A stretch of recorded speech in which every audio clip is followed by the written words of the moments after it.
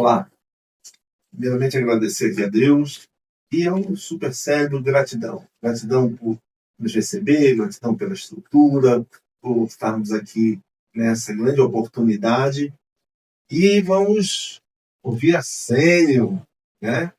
Através da minha amiga Tereza e com esse brilhar de um professor, né, que enaltece com a sua literatura, e não só com a sua literatura, a oportunidade que eu já tive de sentarmos e conversarmos sobre uma obra. Isso dá um olhar à mesma obra de várias formas, e quando a gente sai de um evento ou de uma experiência como essa, eu quero aqui fazer esse agradecimento pelo podcast ao professor Mário. Agradecimentos para amigos, não existe. Conduz aqui esse bom podcast. Tereza, direto ao ponto. Por que essa preocupação tão bem fundamentada com a Sênio? Nossa,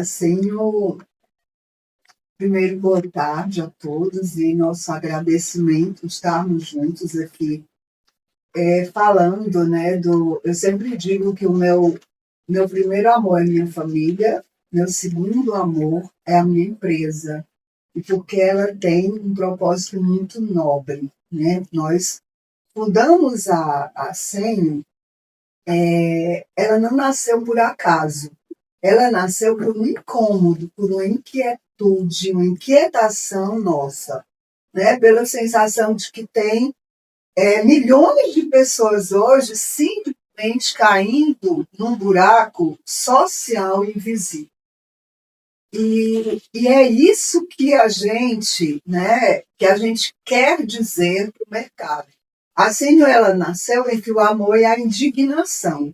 Por que a indignação e o amor? Porque, na verdade, o amor pelo amor que a gente tem pelas pessoas, porque nós estamos vivendo essa fase da nossa vida hoje, né? A maturidade, e a gente percebe, eu umas 60 mais, Mário também, e a gente percebe que a gente está ressignificando e que está transformando essa nossa história de vida, né, num novo pulsar, porque a gente pode sim transformar a maturidade, né, em potência, e milhões de pessoas. Indignação, porque a gente realmente está vendo muita gente excluído. As dores hoje das pessoas 50 mais num país que envelhece, mas empobrecido. Nós temos dois Brasis, né? Um Brasil e essa desigualdade é a que não nos deixa perder essa indignação. Essa desigualdade nos coloca numa situação de buscar ajudar através da nossa experiência, das nossas expertises, né? Então, nesse sentido, a gente tem hoje mais de 55 milhões de pessoas 50 mais no Brasil. A cada 21 segundos, né, uma pessoa muda de molde, muda de status para 50 mais. E aí, essas pessoas, elas sofrem várias dores. A insegurança financeira, a exclusão, muitas vezes, digital, a necessidade de se readaptar a esse mundo tecnológico, né? O etarismo, que é um preconceito doloroso e invisível, né? Num país que cultua, nitidamente, tem uma cultura de juventude, de cultuar, de que o velho sofre esse estereótipo, né? Nós estamos envelhecendo, mas nós somos distorcidos, deturpados de você envelheceu, né? Então toda essa indústria ela está voltada para a antidade, para não mostrar verdadeiramente a nossa idade e a nossa potência, porque a experiência faz com que nós possamos sim inovar, onde nós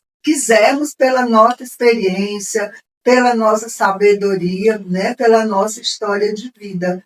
Então é por isso que a Sênio nasceu, Mário. A Sênio nasceu conosco, vivendo uma fase que é tão importante quanto todas as outras, apesar de que as pessoas pensem, né, que o envelhecer é algo outonal. Não, o envelhecer é mais uma fase da vida que precisa, né, ser vivida e vivida intensamente. Outonal realmente só uma boa imagem. Isso. Mas como profissionais que fomos de RH e continuamos a carregar aquele sentimento de que as pessoas merecem respeito, é uma filosofia do RH, né? Tratar os funcionários com uma certa dignidade, isso deve existir. O que eu pergunto é o seguinte: que propostas poderiam ser feitas às empresas para que elas implementassem políticas mais humanas com relação ao seu corpo mais importante de uma empresa, que é o seu homem, aquele que trabalha, aquele que produz a riqueza da empresa? Que políticas poderiam ser implementadas? Bem, Mário, a gente está falando hoje de uma pauta estratégica, que é a pauta ESG, né? A pauta voltada para a preocupação com o ambiente, o social, a governança. Então, a força de trabalho está nitidamente amadurecendo, envelhecendo e rápido. Mas a maioria das organizações hoje, elas estão agindo como se não estivessem percebendo, né? Então, a gente acredita que é como se isso não tivesse acontecendo e que elas não estivessem considerando isso na sua pauta ESG. Porque quando a empresa ela não considera a diversidade geracional na sua pauta S de social, significa que ela está com rachaduras, né? Ela está debilitada com relação a essa questão. E aí, nós temos um país que a taxa de natalidade hoje está caindo para 1,5. Eu sempre digo que é um filho e um pet. Daí o crescimento do mercado pet. Né? A gente está vivendo aí um processo tecnológico e um processo intenso de solidão. Essas pessoas com 50 a mais serem excluídas da empresa pelo preconceito do idadismo, né? O preconceito de idade, quando, na verdade, a gente percebe que os grandes CEOs das organizações eles estão chegando ao topo com 55, com 60 anos, ou seja, a gente está na fase mais importante, né, com relação à questão cognitiva, de experiência. E por que essas pessoas que estão amadurecendo, elas estão sendo deixadas de lado? Então, as empresas, sim, existem muitas organizações no Brasil, mas essa cultura ainda precisa ser muito disseminada, a cultura da intergeracionalidade, a cultura de que é uma realidade hoje. As 5 gerações estão convivendo juntas no mercado de trabalho. Cada uma delas tem muito a contribuir, a ensinar e aprender com cada uma. Então, a gente precisa ter na pauta ESG programas, e a Sênio hoje tem uma solução para o mercado corporativo, que é a jornada da maturidade. Ou seja, quando a gente tem essa consciência de que as pessoas, na verdade, eu estava assistindo ontem a professora Rose Marie, que é uma das historiadoras e que ela tem um livro que fala sobre a história do envelhecimento no país, e que ela afirma que, na verdade, os velhos de ontem, eles eram muito mais respeitados e tinham poder dentro das famílias, e que isso acabou em 1924 com o advento da aposentadoria. Então, isso hoje, ou seja, o termo aposentadoria hoje, para esse novo momento que nós estamos, com a expectativa de vida que nós estamos com a expectativa de vida de 8,3. Né? A gente está vivendo 20, 30 anos, gente. Então, como é que isso não é um paradoxo? Então, nesse sentido, a aposentadoria não é o fim. Né? E vamos combinar, num país que hoje a aposentadoria tem um termo pejorativo. Né? Até a geração Z está descartando a questão da CLT, né? De forma distorcida, deturpada, né? Mas buscando talvez outros caminhos. Mas as pessoas 50 a mais, elas hoje podem trilhar vários caminhos profissionais. Né? Elas podem empreender um negócio, empreender uma nova carreira, empreender um negócio voluntariado. Nós estivemos aqui agora com o Emaús. Né? Quantas de nós redescobrem o propósito de ser voluntário em um projeto? Então, redescobrir o seu propósito, a jornada da maturidade que a Sênio quer trazer para as organizações não é só um programa, é uma estratégia de desenvolvimento onde ela vai pegar os seus profissionais mais maduros e requalificar. E, na verdade, numa estratégia de reinvenção profissional.